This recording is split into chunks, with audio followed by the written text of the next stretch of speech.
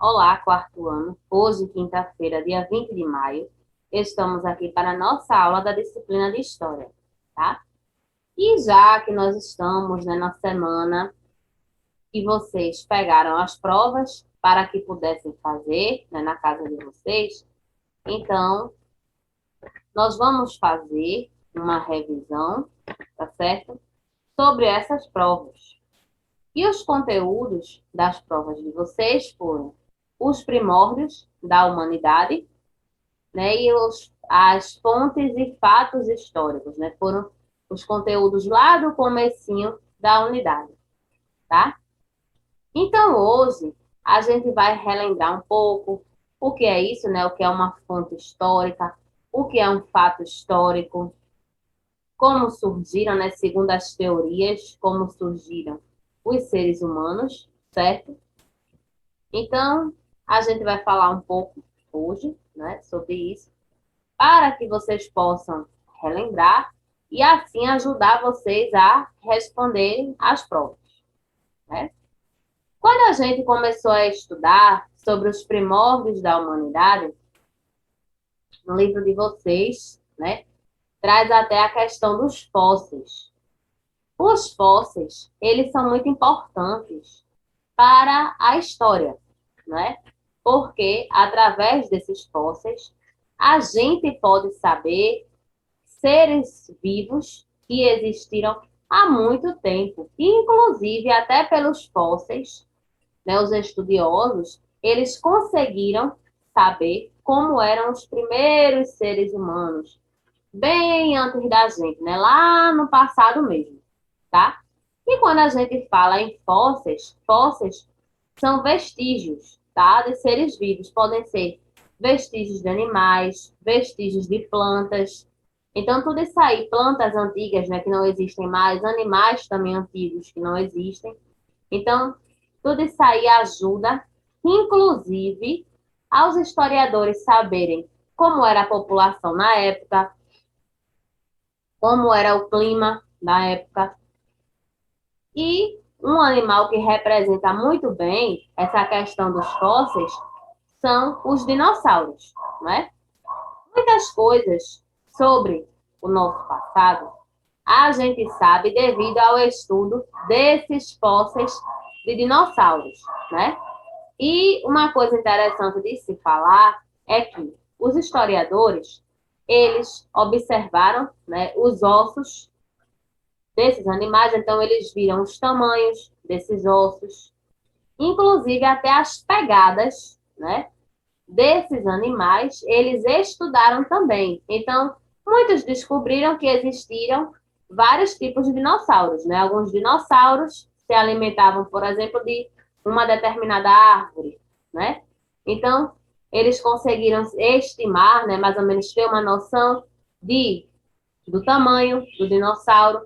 Conseguiram também fazer uma média, conseguiram também ter uma noção do peso desses animais, né? E porque tem uma das teorias, né, que dizem que os dinossauros foram extintos por conta do Big Bang, né? Uma explosão que houve, porque houve mudança de temperatura. Então, tem várias teorias que falam sobre o desaparecimento desses animais, certo? Então, tem várias teorias a respeito disso, tá? E muitas vezes, quando nós vamos a um museu ou alguma exposição, a gente, inclusive, tem lá, né, a mostra fósseis de animais, né?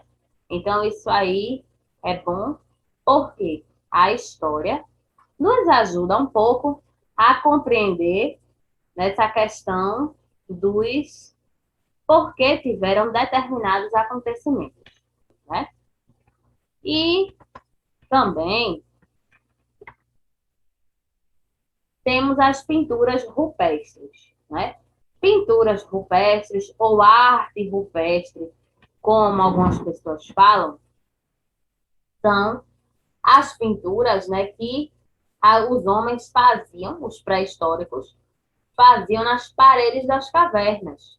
E eles utilizavam materiais bem diferentes para poder fazer essa escrita, né? Hoje em dia, nós temos vários instrumentos para poder pintar, temos pincéis para pintar, né? Mas eles utilizavam o que eles tinham na natureza. Então, eles utilizavam ossos de animais, né, como que servia como apoio, né, para fazer o desenho. Eles também utilizavam sangue de animais para poder ser a tinta. Eles utilizavam carvão também para poder pintar, né, fazer essas pinturas aí, né?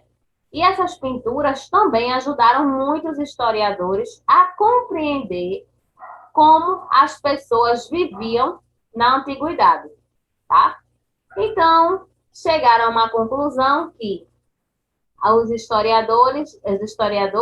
homens das cavernas chegaram, né, eles desenhavam, por exemplo, cenas de lutas, né, quando eles guerreavam, eles representavam também caçadas, representavam festas, né, assim, convivência com outras pessoas. Então é por isso que é muito comum, se a gente for observar uma pintura rupestre, a gente observar que desenho tentando representar um animal, né? Porque eles representavam essa questão da caçada bastante, certo? E apesar, né, das paredes das cavernas não serem um local assim, que a gente não tem, assim, até é difícil a gente imaginar, né? A gente escrever na parede de uma caverna. Mas é o que eles tinham, né? Eles não utilizavam as letras como nós utilizamos, né? Então, eles saíam desenhando, né? E uma coisa bem interessante também, né? A gente falou ainda agora dessa questão da pintura rupestre, né? Como eles representavam, né? O que eles faziam nas paredes das cavernas. E na tribo indígena também tem essa questão do conhecimento. O conhecimento na tribo indígena, ele é passado, né, por um índio mais experiente para as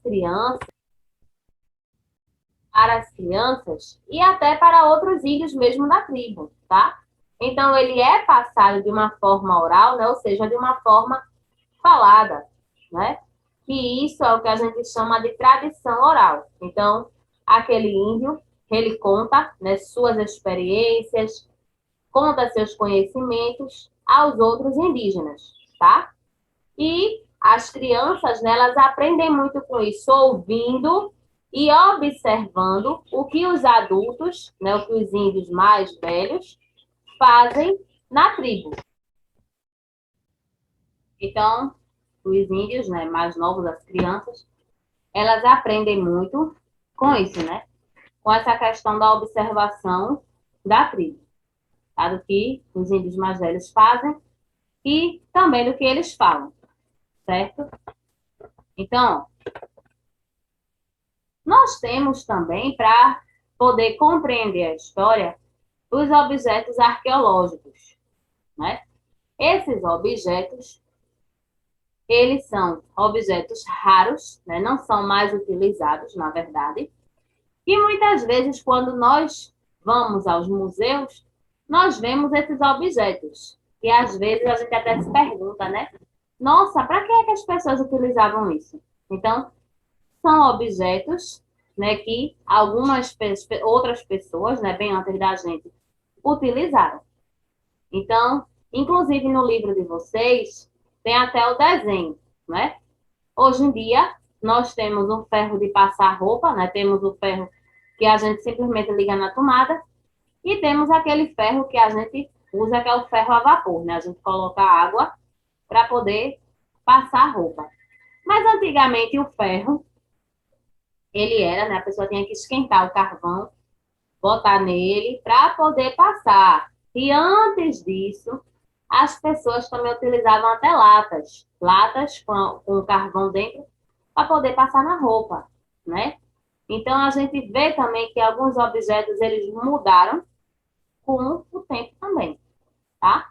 Então objetos antigos, né, que são chamados de objetos arqueológicos, Os historiadores analisam, eles veem, né, em que essas pessoas utilizavam, de que material era feito, para poder compreender como as pessoas viviam na época. Que a gente sabe que a sociedade, né, ela vai mudando, né, com o decorrer do tempo, né, com o passar do tempo. Tá aí, ó, a tradição oral, né, que nós falamos ainda agora sobre a tribo indígena, mas tem muitos lugares, né, tem muitas culturas que ainda, né, mantém isso, né, sempre aquela pessoa mais experiente passar, né, conhecimento para as outras pessoas, inclusive muitas vezes até na nossa família, no nosso bairro. No nosso bairro tem aquele morador antigo, na nossa família tem aquela pessoa idosa, né, aquela pessoa mais antiga, então elas vão contar coisas da época delas, né, da juventude delas. E muitas vezes a gente lê como as coisas eram no passado, mas uma pessoa nos contando é melhor, né? Tem aquela emoção, né? Tem detalhes assim que se a gente tiver curiosidade, a gente pode perguntar. E se a gente muitas vezes vai ler alguma coisa sobre o passado, a gente compreende como era, mas pode ser, né? Que tem algumas curiosidades que a gente tem, né? Algumas curiosidades que a gente não consiga, né? Que a gente não consiga matar nessa curiosidade. A coleção também. Tem pessoas que fazem coleções de objetos muito antigos, tá? Então, tem pessoas que atualmente fazem coleção de selos. Antigamente, é porque não é da época de vocês, né? Tinha o cartão telefônico, cartão de orelhão, né? Você ia lá para comprar o cartão para poder fazer as suas ligações. E os cartões, eles vinham com vários desenhos, né? Vinham com paisagens, vinham com desenhos, né, de mais diferentes desenhos. E tinham pessoas que têm, inclusive até hoje, tem pessoas que têm coleções desses cartões telefônicos. Tem pessoas que fazem coleções de tampas, de carrinhos, né? Fazem coleção de fotografias de lugares. Então, as coleções, elas também podem servir, né, como uma fonte histórica, né? Porque as pessoas juntam alguma coisa numa determinada época. Então, tudo isso que a pessoa foi juntando, um dia outras pessoas vão estudar, né? Por exemplo, agora nós utilizamos alguns tipos de roupas, nós temos alguns objetos, mas futuramente nossos netos, nossos bisnetos, eles já vão ter outros objetos bem diferenciados dos nossos. Então, o que a gente usa agora, as gerações futuras vão pegar, vão estudar para poder ver, né, o que é que acontecia naquela época, né, o que era novidade. Então, tudo isso aí é através dos objetos, né, que também são que servem como fontes históricas, tá? Então, a gente pode ter coleção de várias coisas. Os documentos, não é? Muitas vezes, a gente tem a curiosidade, né? Que diz, como era o nome do meu avô? Como era o nome da minha avó que eu não cheguei a conhecer? Nos documentos, né? Inclusive no nosso, tem, né? Na nossa certidão de nascimento, o nome dessas pessoas. Tem o nome dos nossos pais, tem o nosso nome, a data que a gente nasceu. Então, isso é um documento, né? Isso vai servir para que identifiquem a gente, inclusive pessoas da nossa família, nossos bisnetos, por exemplo. Se quiserem saber, eita, deixa eu ver quando foi que meu bisavô, quando foi que minha bisavó nasceu, qual foi o ano, onde foi, que cidade foi, quem eram seus pais. Então, os documentos, eles também servem como fontes históricas. E os documentos, né, podem ser o quê? Uma identidade, uma certidão de nascimento, uma certidão de óbito, certidão de nascimento, um cartão de vacina, pode ser um jornal, uma revista, então, um texto antigo, né, um livro antigo. Então, tudo isso aí são documentos, né? São. E a gente falou, né, sobre a pré-história, tudo, quando a gente viu as pinturas rupestres, e alguns historiadores acreditam, né, que os primeiros seres humanos surgiram no continente africano, porque foi lá que foram encontrados os primeiros fósseis de seres humanos. Mas é apenas uma teoria, nada ainda que seja concreto, que ainda realmente defina, né, que foi isso que realmente aconteceu, tá? E existia, né, algumas espécies, né, o homem, ele descende da linhagem Homo, tá? Então, tem alguns tipos, né, tem alguns tipos do Homo, tá? Então, tem o Homo habilis, né, que significa homem habilidoso, né? Então, uma das teorias que se tem é que provavelmente esse tipo de pessoa, né, esse tipo de homem, disputava carne, né, disputava comida com grandes animais, tá? E quando ele conseguia, né, a carne de um animal, por exemplo, ele ainda consumia crua, porque nessa época ainda não existia a invenção do fogo, né? O fogo foi uma coisa que veio depois, né?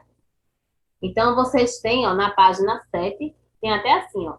O Homo habilis, homem habilidoso, viveu milhões de anos atrás. Provavelmente disputava com outros animais menores a carne de animais grandes, grande porte, mortos e consumia crua, pois não manuseava o fogo para cozinhar, né? Então, isso significa que ele era habilidoso, né? Mas ele ainda consumia a carne crua, né? Não tinha ainda não existia ainda a invenção do fogo. Homo sapiens, sapiens vem de sabedoria. Então, Homo sapiens, vocês acham, né? Lá na página 8, então tem assim: homem que sabe. É a espécie mais relacionada à humanidade atual. Surgiu em torno de 100 mil anos atrás e é atualmente a única espécie de hominídeo no mundo.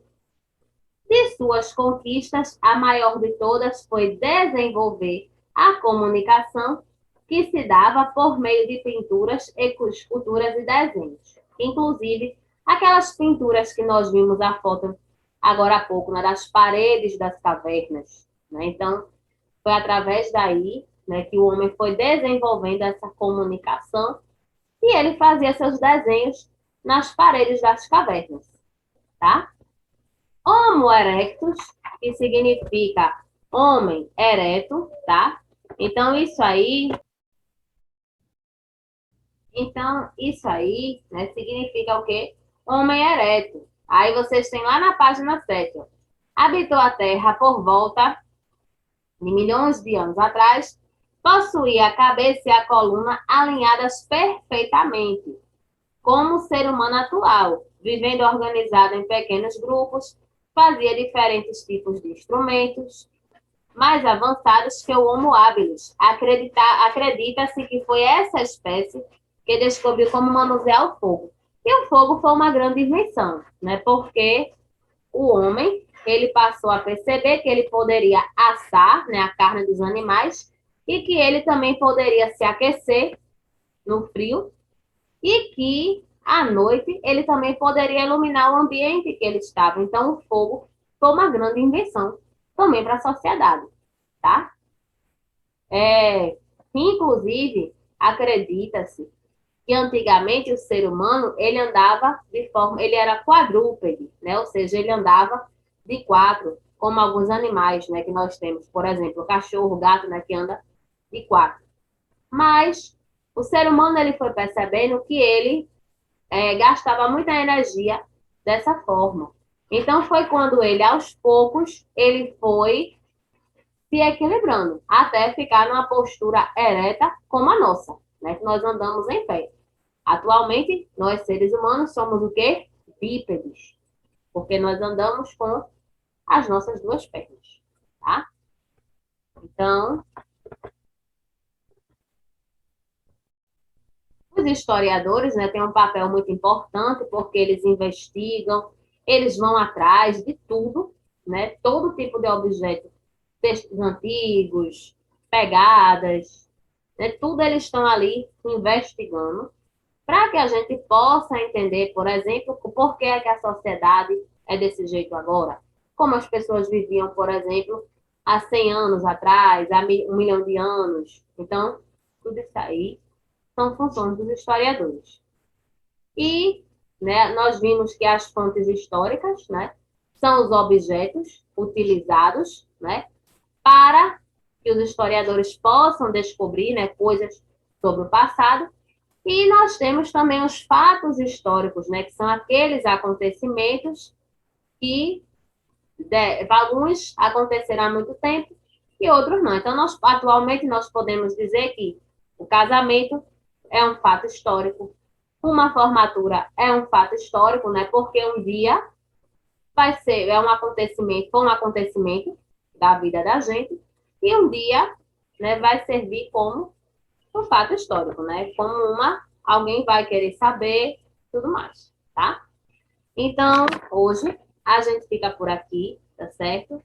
Não vou passar atividade de classe nem de casa, mas aí vocês podem responder na prova. Qualquer dúvida, vocês podem perguntar lá no aplicativo, tá? Beijo para vocês e até a nossa próxima aula.